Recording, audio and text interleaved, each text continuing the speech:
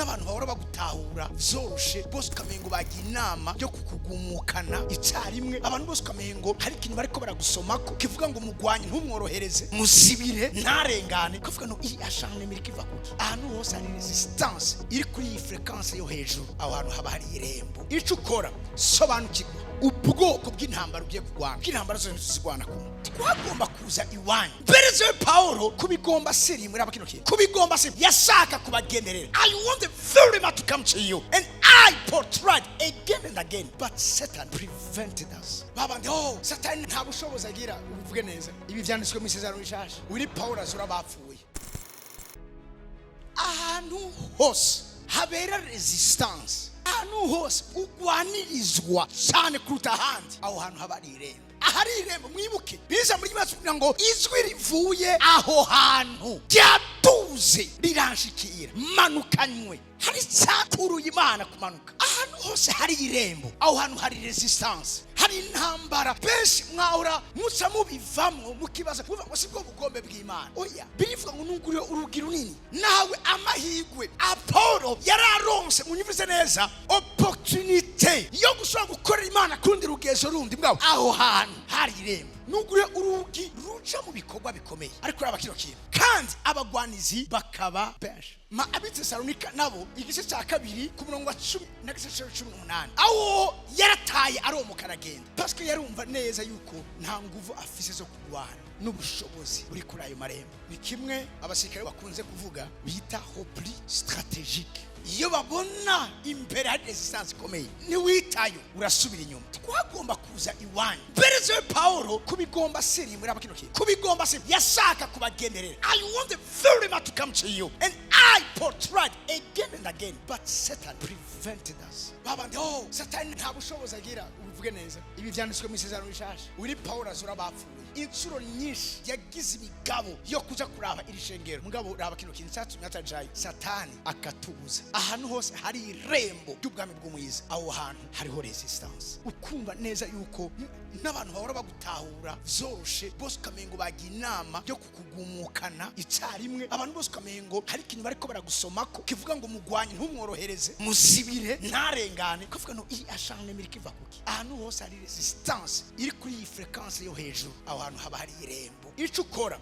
sobanukirwa ubwoko bw'intambara ugiye kurwana, bw'intambara zose tuzigwana ko intambara zose tuzigwana kumwe. Nagonze kuzi wanyu si rimwe ni kabiri kose Satani akagira iki akatubuza. Umviriza kumunkurikira none ivyizigiro vyacu niki cyangwa umunezero cyangwa igisibo mu muswe twirata mbega simwebwe imbere y'umwami wacu aho azozira. Umvirize abantu bangene bari abantu badasanzwe kuri we, ariko uraba ikintu cyabaye Satani abuza kujaye kuko ari mwebwe cubahiro cacu n'umunezero wacu. Mugabo nubwo bimeze gutyo ntivyakunze kaja gukora ministeri kuri we kubera iki hari irembo rikomeye cyane. Aho uzomenya ko hari amarembo naho hantu hose uri kuragira resistance, aho uri kuragwanirizwa hose ntibisobanuye ko atari umugambi w'Imana ko aho hantu habagwawe. Ico ngomba kubereka igihe Imana amenye neza yuko Kanani ni irembo yugururiye ubwoko bwayo. Imana abategura irababwira ngo hari amahanga ndwi abarusha ubwinshi n'inkomezi. Imana ababwiye ngo ntimubatinye nimugende mubatere haba mugira iki mubirukane.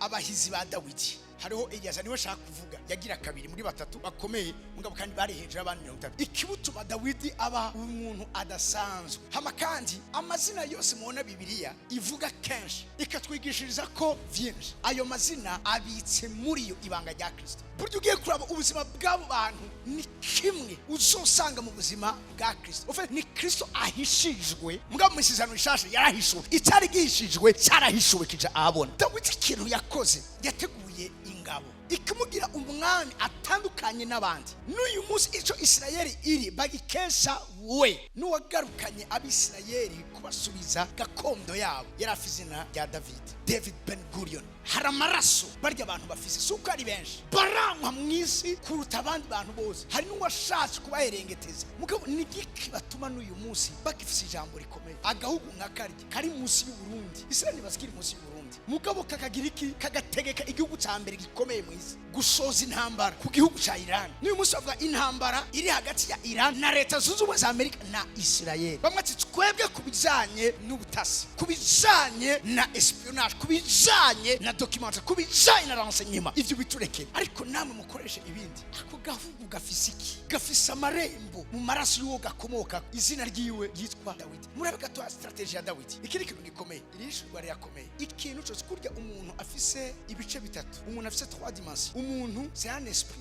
il possède âme, iba mu mubiri. Niko n'igihugu gifise imhemu, kikagira umushaha, kikaba gifise n'umubiri. Aha tugendera n'umubiri w'igihugu. Mugabo ahanyene tuba turi haba hariho imhemu y'igihugu, hakaba n'umushaha w'igihugu. Mu mushaha niho hari amaraso, niho hari uburyo bwo kwiyumvira. Nico gituma uko ushobora kugira deliverance umuntu, niko ushobora kugira deliverance igihugu, parce que gifise ubuzima nk'ubw'umuntu. Kenshi muzokunda navuga ngo reka ngo abakenya n'abakozi cyane baba ariko baravuga ame y'igihugu. Muvyo nsengera kandi ngwanira intambara uko bukeye ko bwije, nuko hoba amarembo muri kino gihugu ari mu maraso y'igihugu adutera kuba abahizi n'abahizikazi. Uwa kabiri ariwe muri babahizi batatu ni Eliyazari. Mugumane naje gatoye, iyi personage ndayikunda cyane, mwene Dodayi. Iyo Bibiliya ikavuga ngo mwene, abahagarutse rya rembo ry'amaraso, parce que umuntu ico ari mu Bisirayeli umwana ntibamuzi bazi se wiwe, parce que amarembo afise amaraso yiwiwe n'amaraso yakomotseko. Ico gituma ahantu hose bakene kwa personage komeye bavuga ngo Dawidi mwene Isayi, Eliyazari mwene Dodayi umwahoyi yari kumwe na Dawidi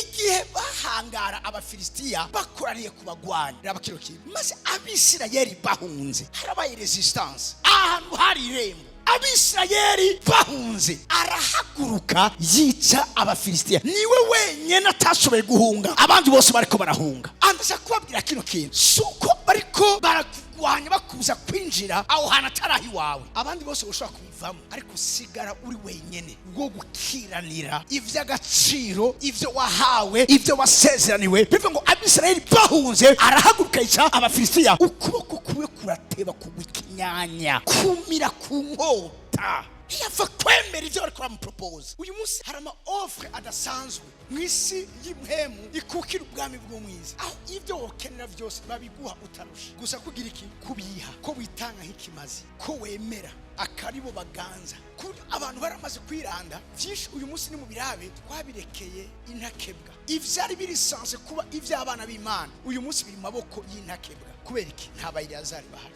Urumva amasoko bayaha abatanga ibiturire, abo n'Abisirayeli. Niba washaka kubivamo ntuzobuze igituma wavyinjiyemo, niumva wobireka gutonyene, nuko utazoba uzi impamvu yawe yatuma bikora. Bose baragiye, Eliyazari ankagenda. Ukuboko kwiyo kurateba kubikinyanya, kumira ku nkota. Uwo munsi Uhoraho atanga intsinzi ikomeye. Imisozi y'Imana ironse umuntu ishobora kugira irembo, imisozi yamitanga intsinzi zikomeye. Nico Ezekiel 22:30 avuga, narondeye umuntu muri yohagarara mu kirengero kugira ngo sintere umuvumo igihugu, ariko umuntu nawe nabonye kubera ubuke bw'amarembo yo mu bwami bw'Imana. Nico gituma uyu munsi amarembo yo mu bwami bw'umwiza ariyo ariko aragira ijambo rikomeye mu buzima bw'abantu. Mugabo ndangize mvuga ngo siko bizohora biri, ibintu biriko birahinduka, ibintu biriko birahinduka. Hariho ba Eliyazari bagiye guhaguruka mu miryango iriho presente hano, nevuze hariho ba Eliyazari bagiye guhaguruka ku misozi y'ukuganza hano muri kino kibanza. Hariho ba Eliyazari batagiye kwemera kuva kurekura, bagiye kumira ku nkota, ukoko gutebe kugwikinyanya kugeza uwo ratanze intsinzi ikomeye. Ahantu hose hari irembo, hari resistance kandi zikomeye.